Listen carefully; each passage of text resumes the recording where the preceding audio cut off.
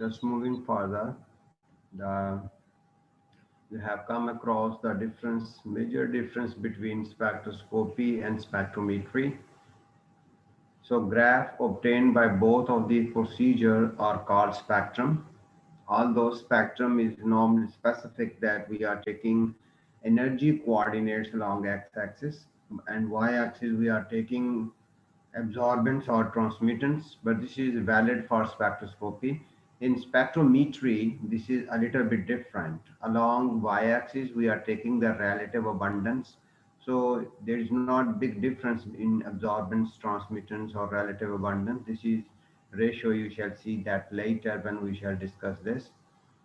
Second, there is a difference along x-axis. In spectroscopy, we are making use of energy coordinates, and along x-axis in spectrometry, we are using mass to charge ratio, mass over Z, M over Z. M is the molecular mass of an ion.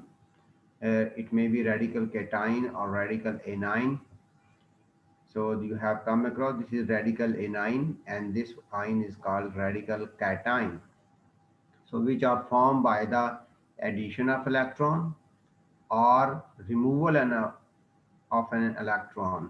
Normally, this electron may be removed from non-bonding electron pair, or it may be a pi electron that is lost, or it may be a sigma electron as well. So, because the most stable one, lowest in energy are sigma electrons, then are pi, and non-bonding electron pair are highest in energy. So mostly the electronic beam finds outermost shell is non-bonding electron pair. So these are being normally ionized if present. But suppose if non-bonding electron pair is not present, so this non-bonding electron pair is present on heteroatom, not on carbon. Carbon doesn't have a non-bonding electron pair. So this may be present on oxygen, sulfur, nitrogen, phosphorus. Nitrogen, phosphorus contain one non-bonding electron pair. Oxygen and sulfur, selenium, they contain two non-bonding electron pair. Halogens contain three non-bonding electron pair. These are such non-bonding electron pairs. And these are the most probably halogens, sulfur, oxygen, nitrogen, phosphorus. These are the normal elements other than carbon, hydrogen, and oxygen present in the molecule. So anyhow, if these are present, so non-bonding electron pairs are present. So these may undergo any type of such substitution. Mean an electron may be added to non-bonding electron pair. Above non-bonding electron pair is the energy of pi, pi star, sorry, pi star. So you shall see that detail in UV visible spectroscopy. So we are not going to discuss it here, but the difference is you see neutral molecule is converting, M stands for molecule, neutral is converted into by the addition of electron, it is converted into radical anion. Now it has three electron, non-bonding electron pair can have only two. So if these two are present, where the third goes, it goes through the higher energy level, which is normally pi star. And similarly, now the composition is changed. This is a neutral entity, but it is not a neutral entity. This is charged. This is called radical anion. It shall be electrically, it shall be if we have a positive and negative terminals. So these ions shall be attracted towards anode, positively charged terminal of the battery. Second, if we are studying this, so it shall show the unpaired electron present in it, mean it shall be ESR active. Second, if we are having this ion present, by the loss of an electron, one electron added and it collide with one electron, valence electron, and remove it from the valence shell. So this causes a radical cation, mean one electron from here is lost. So this is the very first electron addition is just like electron affinity you have already come across.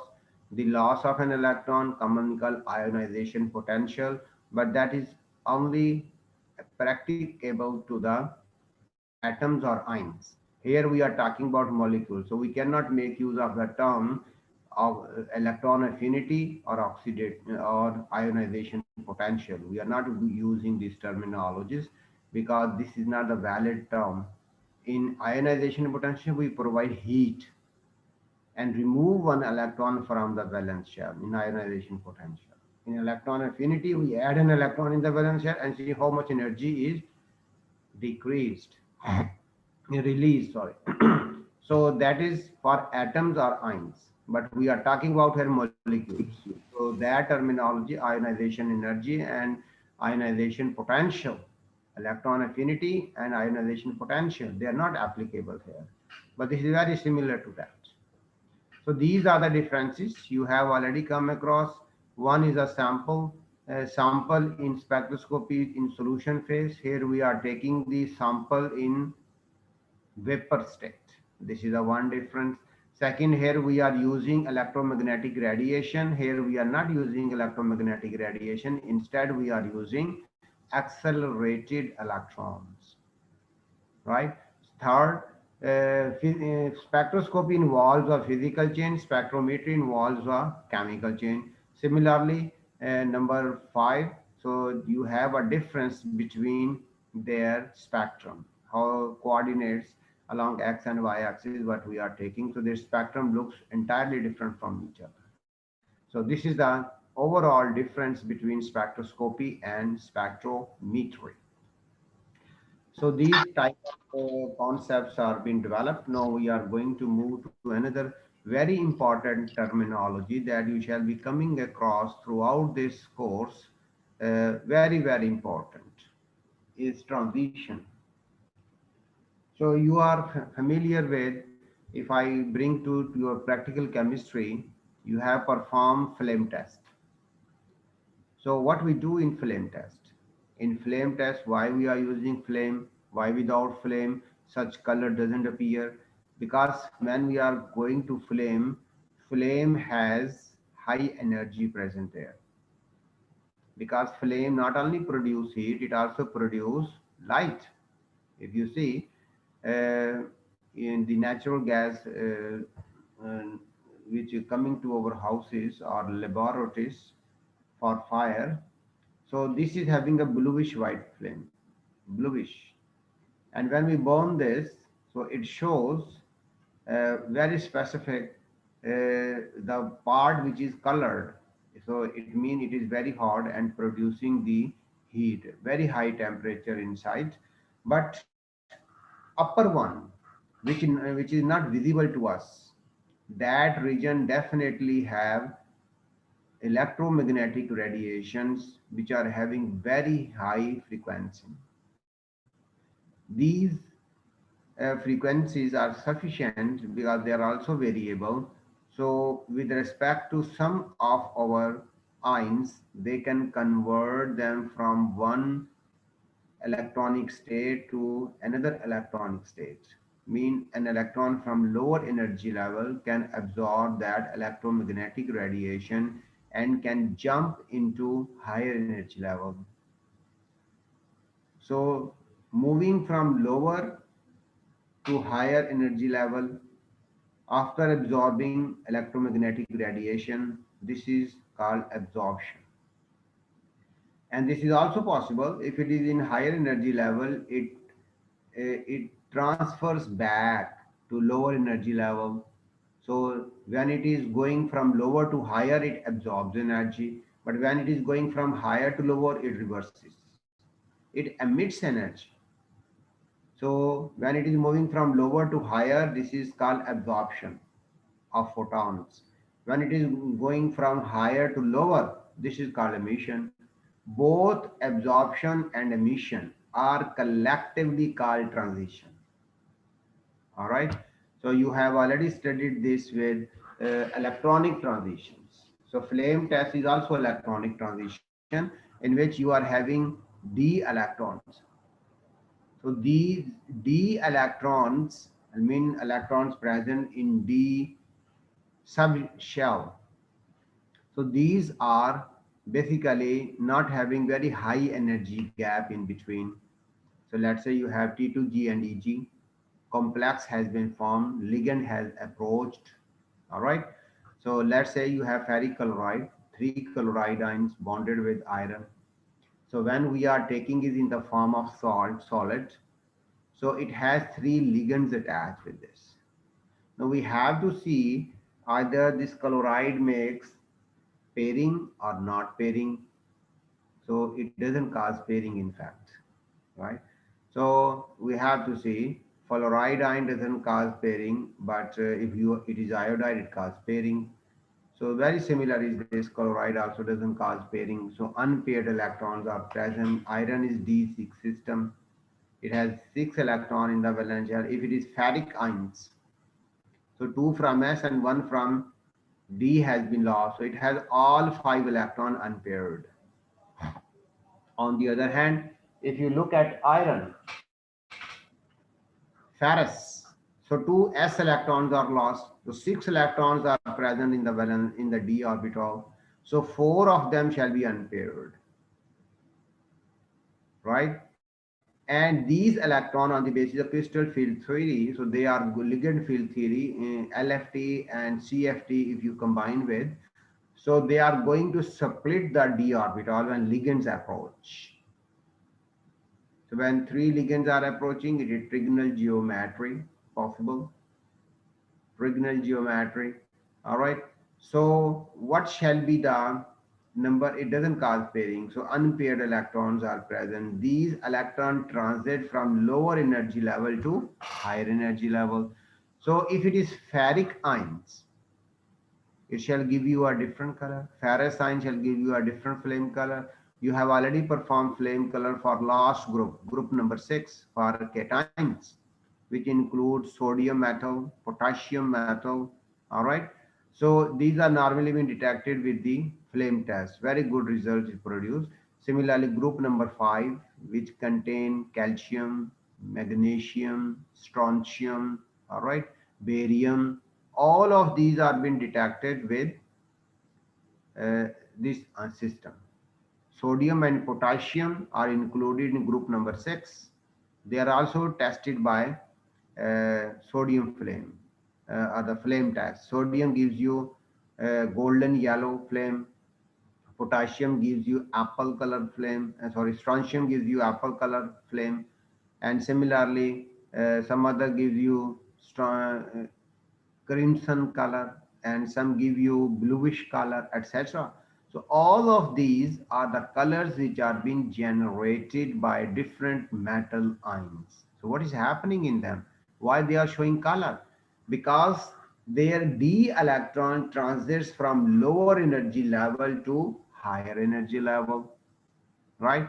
So when they are moving from lower to higher, they absorb energy. Where this energy is coming from? This energy is coming from flame in the form of electromagnetic radiation, not heat, keeping in mind.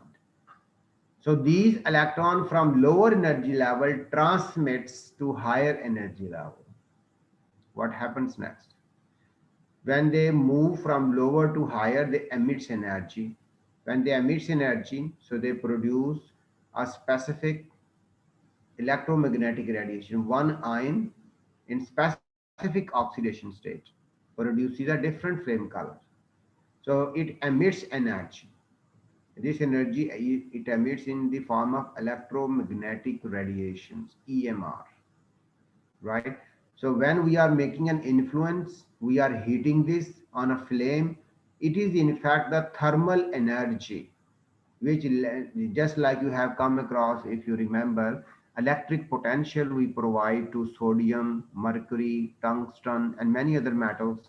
So they produces heat as well as light that we use as an artificial source of light. Tungsten lamps, sodium lamps, mercury lamps you have come across already. All of these are the application that electric potential cause excitation, mean transition from lower to higher energy level, and then it emits energy coming from higher to lower. So during this process of emission, it produces electromagnetic radiations. It releases energy in the form of electromagnetic radiation, but when it is going absorbing, it may be influenced by electric field, or it may be influenced by thermal energy. So in flame test, we are heating this. Thermal energy is capable to make transition from lower energy level to higher, but when it produces color, in fact, it is emission. It is the electromagnetic radiation it produces when it comes back to lower energy level. So when it is going opposite, lower to higher, so it absorbs thermal energy. And when it is coming back emission, it is producing EMR, electromagnetic radiation. These EMR falls in different regions. In some cases, it falls in visible region. In some cases, some ions produces this to the UV region. So it depends upon what region or what is the energy level. On the basis of color, we can decide that which metal ion showing this system are having lower energy gap or higher energy gap. So we can calculate that. Similarly, the energy gap between the orbitals, similarly, one of the application you have seen yesterday, so we can calculate. This is the application of spectroscopy. Very similar. If we can know, let's see sodium metal give golden yellow flame. So yellow color is quite, it is having, it mean lower energy. If anything emits, you shall see that in much detail. I'm not focusing on these colors. So these colors shall be discussed in UV visible spectroscopy, in fact. So anyhow, this is in fact the process you have already come across with flame test. Flame test is very, very important. It is transiting electron from lower d orbital to higher d orbital under the influence of thermal energy. This is the transition we are observing. But it's opposite. When it transits from higher energy level to lower energy level, it in fact emits energy. And this energy is emitted in the form of electromagnetic radiation. When it emits, it is of specific wavelength. When it is specific wavelength, it can fall in any region, visible region or UV. If it is falling in visible region, we shall observe any flame color. But some of the metal produces this electromagnetic radiation which falls in ultraviolet region, mean 350 to 200 nanometer range. This we cannot see with our eye. So we cannot see that. We are only able to see like zinc ions, zinc 2 plus. Whenever we do flame test, it doesn't give any color. It doesn't mean there is no transition going on. There is transition going on, but the energy gap is higher. So when it transmits back, it emits energy which falls in ultraviolet region that our eye cannot detect. This is a reason zinc electromagnetic radiation doesn't fall in our visible region. We cannot see that with our eye, but it is emitting electromagnetic radiation. It means in case of zinc, the energy gap is very large. If we are comparing with sodium, potassium, uh, strontium, etc., barium. On the other hand, if you look at some systems, if it is aluminum, aluminum also doesn't give flame test. So it means here energy gap is also higher if we are comparing with the other ions. So those which are giving you color, so they are having less energy gap. Those which are not giving you any color mean they are having higher. If you remember, all metal line doesn't give you flame test. This is the reason why they doesn't give. So anyhow, you are familiar already with electronic transition, mean electrons transits. So this is called transition, moving from lower to higher or higher to lower. What is transition? Keeping in mind transition in English literature, this is a terminology used for when someone is traveling. Let's say you are moving from Sargodha to Lahore. When you are leaving Sargodha and you haven't reached Lahore yet, this period in between the two cities, this is called, you are in the state of transition. This is called transit. So transition is mean transit. You are neither in Sargodha nor in Lahore. You are in between them.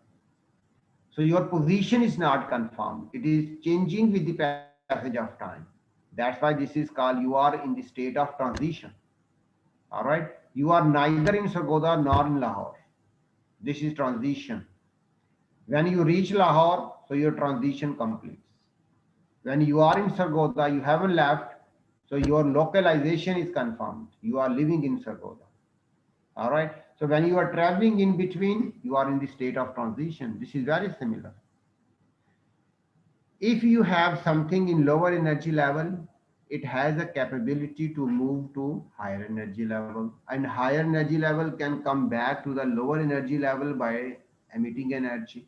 So this movement of electron from lower to higher or higher to lower, this is in chemistry is called transition. So flame test gives you electronic transition. UV visible spectroscopy gives you electronic transition. But their transition not only takes place in electrons, transition also takes place in vibrational energy level, in rotational energy level as well. Although the energy gap between vibrational energy level is smaller if we are comparing with the electronic energy levels. Similarly, the rotational energy level transitions are also possible. So there are also transitions takes place in rotational energy level. Keeping in mind, there are not an electronic energy level you have seen. There are also nuclear energy levels. The nucleons, neutron, proton, they also have energies. So you are already just familiar with electronic energy level, but there exists nuclear energy level. There exists vibrational energy level. There also exists rotational energy level. I am pretty sure you have come across these in Schrodinger wave equation. You have already studied in physical chemistry. Schrodinger wave equation has 64 possible solutions mathematically. Four of them you have studied in your HSSC. You have come across what a principal quantum number, azimuthal quantum number, magnetic quantum number, spin quantum number, which are represented with N, L, M, and S, all smalls, respectively. So these quantum numbers you have come across. Each solution of Schrodinger wave equation is called quantum number. So this is a quantum. Basically, you have already come across the atomic structure by Schrodinger wave equation. So you have seen there are 64 possible solutions, but you have studied only four already. You shall see in this due course in one of the solution is applicable to rotational energy levels. One of them is also applicable to vibrational energy level as well. So I shall introduce that in next lecture. But till then, you should remember what is transition. So transition is not only electronic transition. Transition may be transition in rotational energy level, transition in vibrational energy level. And similarly, there is another transition you are also familiar with, but you haven't come across. This is a translational transition. What is translational? When we are talking about electronic transition, vibrational transition, and rotational transitions, mean we are talking about temperature is constant, it is not changed. But if temperature is changed, you remember if it is a liquid or gas molecules, so their kinetic energy is affected. And average kinetic energy is called temperature. So if kinetic energy is increasing, mean temperature is increasing. So the state of molecule or the energy of the molecule is increasing or decreasing by increasing its velocity. I hope you are familiar with this Coulomb molecular theory you have studied in physical chemistry and many other aspects, Maxwell distribution, curve.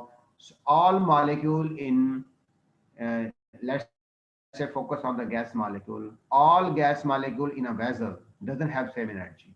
Maxwell Boltzmann distribution curve if you have seen. its tail have highest energy but lowest number. So very minute number of molecules of a gas or atoms have highest energy, highest kinetic energy. But very low of them have this energy. Maximum have average. So if we add all kinetic energy of all molecules and divide this with the number of molecules, it is called average kinetic energy. So this average kinetic energy is very important for us because it gives us this average kinetic energy is commonly called temperature. So we are having just less than 1 minute remaining.